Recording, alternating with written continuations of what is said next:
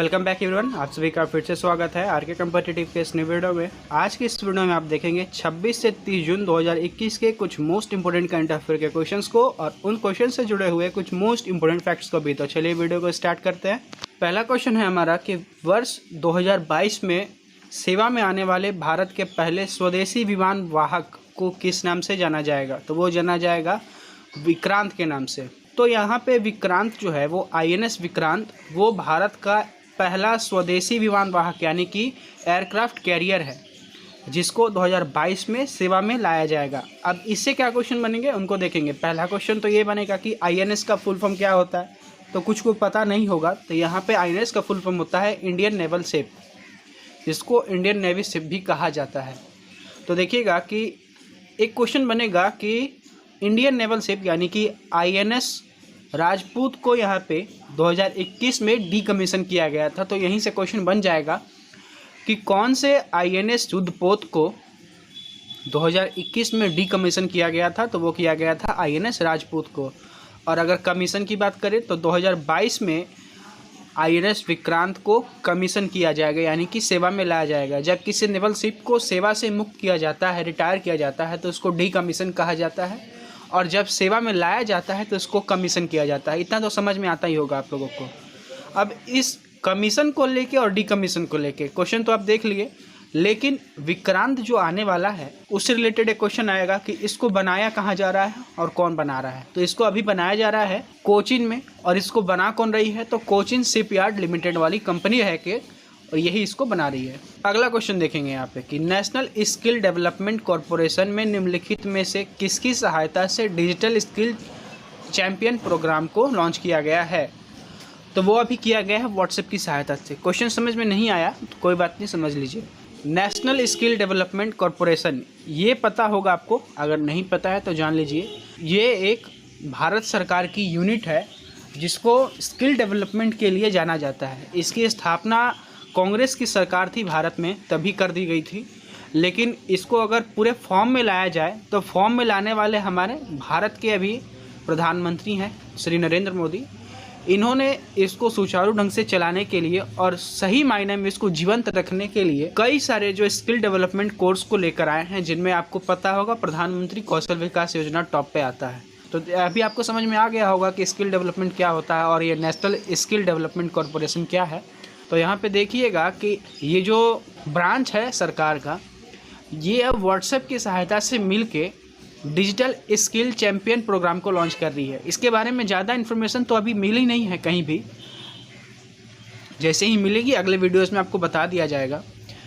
तो मूल रूप से यही अनुमान लगाया गया है कि इसमें जो युवा अभी हैं, लॉकडाउन की वजह से कई सारे युवा घर में ही बैठे पड़े हैं, तो उनको व्हाट्सएप की सहायता से शायद कुछ ऑनलाइन तरीके से स्किल डेवलपमेंट करने का कोर्स उनको सिखाया जाएगा।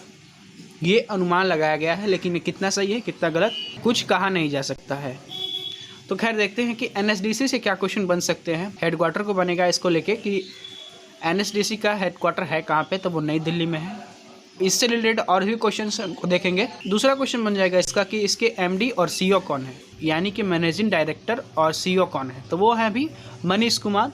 इसको माइंड में रखिएगा कि NSDC के CEO हैं मनीष कुमार और ये मैनेजिंग डायरेक्टर भी हैं। अगला क्वेश्चन जो कि मोस्ट इंपॉर्टेंट है, इसलिए इसको हाईलाइट किया गया है, व्हाट्सएप के CEO का क्या नाम?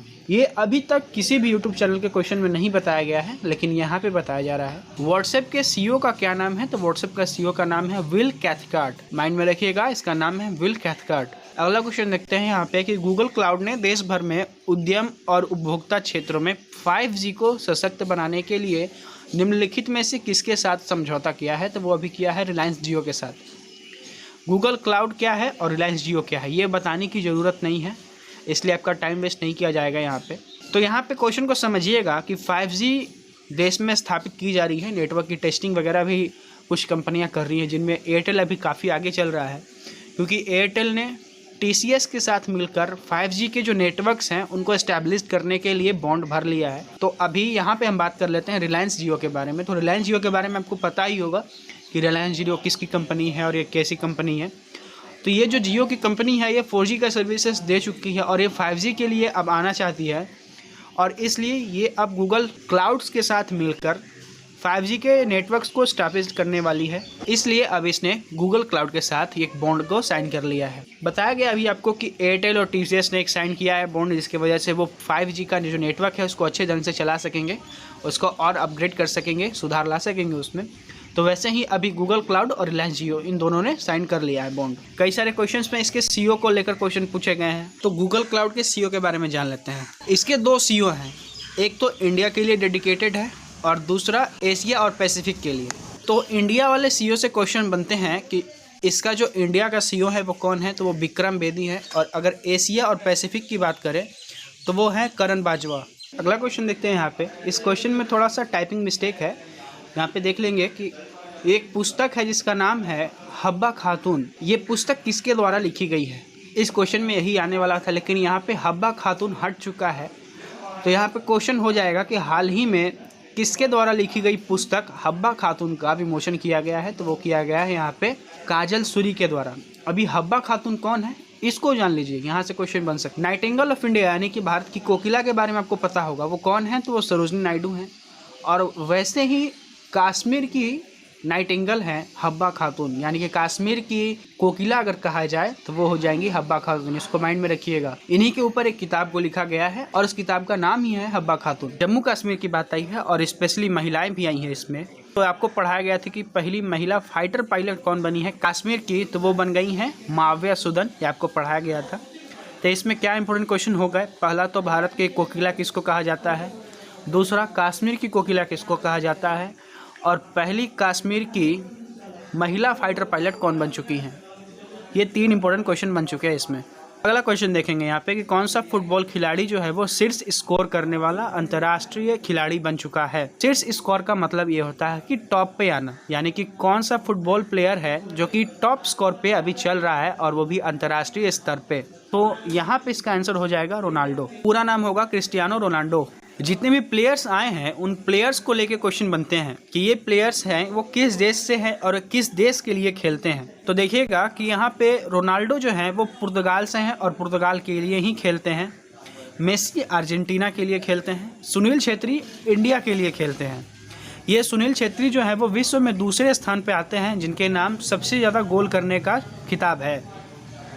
नेमार ब्राज़ील के लिए खेलते हैं। ये 4 प्लेयर्स हैं और ये चारों काफ़ी चर्चित प्लेयर हैं और इन प्लेयर के खेलने के तरीके से क्वेश्चन बनते हैं कि कौन कौन से देश से ये खेलते हैं।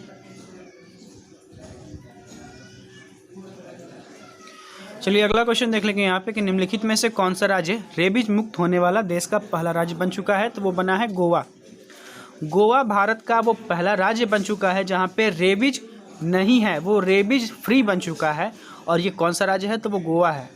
रेबीज के बारे में पता होगा आपको कि ये कुत्ते के काटने की वजह से होता है।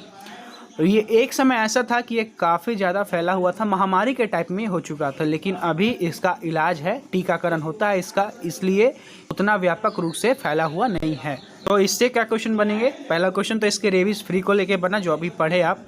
दूसरा क्वेश्चन गोवा को लेके हैं क्योंकि गोवा आया है यहाँ पे। घर घर जल योजना, आपको पता होगा कि भारत सरकार यानी कि नरेंद्र मोदी का एक लक्ष्य था कि हर एक घर में नल का जो कनेक्शन होना चाहिए वो होना चाहिए, जिसमें बिहार भी अभी काफ़ी आगे बढ़ रहा है।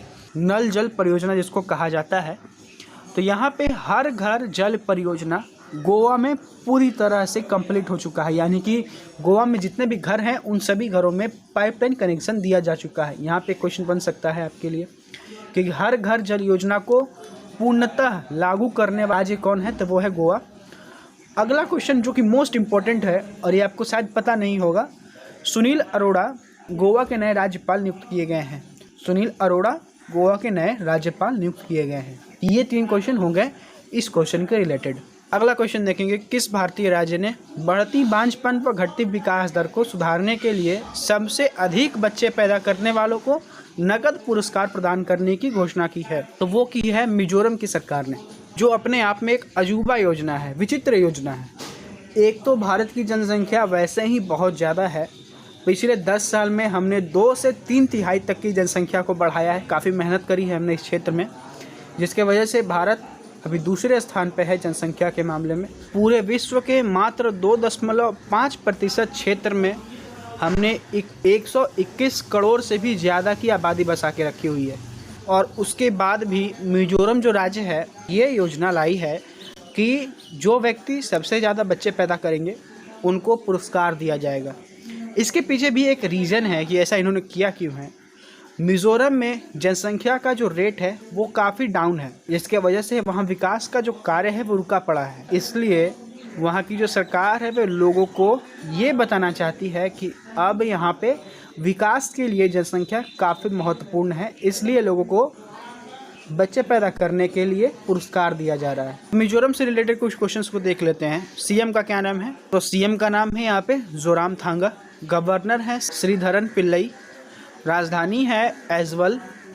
और एयरपोर्ट को लेके यहाँ पे क्वेश्चन बनता है कि लेंगपुई एयरपोर्ट कहाँ पे स्थित है? तो वो हमारा मिजोरम में ही स्थित है। अगला क्वेश्चन देखते हैं। रामधर विषधरी सेंचुरी किस राज्य का चौथा बाघ अभ्यारण्य बन चुका है? तो वो बना है राजस्थान में। तो पहले आपको ये जान लेना ज़रूरी है कि राजस्थान में अगर ये चौथा टाइगर रिजर्व बना है तो तीसरे यानी कि 3 लगातार कौन कौन से हैं उनको यहाँ पे देख लीजिए। आपको कई बार बताया गया है। सरिस्का बाघ रिजर्व है यहाँ पे, रणथंभौर का बाघ रिजर्व है यहाँ पे, मुकुंदरा हिल टाइगर रिजर्व है। आपको अभी जो बना है वो रामगढ़ विषधरी सेंचुरी बना हुआ है। तो टोटल 4 यहाँ पे बाघ अभ्यारण्य मिल गए आपको। एक इसी में मोस्ट इम्पोर्टेंट क्वेश्चन आता है कि वाइल्ड लाइफ प्रोटेक्शन एक्ट कब आया था? तो वो आया था 1972 ईस्वी में। और ये इम्पोर्टेंट क्यों हो जाता है? क्योंकि इसी एक्ट के वजह से हमारे देश में ये निर्धारित किया जाता है कि कौन से राज्य में किस जगह पे बाघों की और अन्य वन्य जीवों के संरक्षण के लिए कार्य किया जाना चाहिए। तो इसलिए ये इम्पोर्टेंट हो जाता है। और ये आया कब था एक्ट? तो 1972 ईस्वी में, इसको याद रखिएगा। अगला और आखिरी क्वेश्चन देखेंगे यहाँ पे कि हाल ही में विमोचित पुस्तक इट्स अ वंडरफुल लाइफ निम्नलिखित में से किसके द्वारा लिखी गई है? तो वो लिखी गई है रस्किन बॉन्ड के द्वारा। रस्किन बॉन्ड हमारे देश में ही देहरादून में रहने वाले एक व्यक्ति हैं। नाम से ये अंग्रेज हैं, लेकिन इनकी जो लेखनी है वो काफ़ी हद तक इंडियन है। आप इनकी कई सारी पुस्तकें भी पढ़े होंगे, चैप्टर्स आपके क्लास 11 के सिलेबस में लिखी है इनकी। तो आज के लिए बस इतना ही। फिर मिलेंगे आपसे कल के न्यू वीडियो में। तब तक के लिए वीडियो को लाइक कीजिए, शेयर कीजिए, चैनल को सब्सक्राइब कीजिए और बेल नोटिफिकेशन का जो आइकन है उसको दबा के प्रेस कर लीजिए ताकि आने वाली वीडियोस का नोटिफिकेशन आपको सबसे पहले मिल जाए।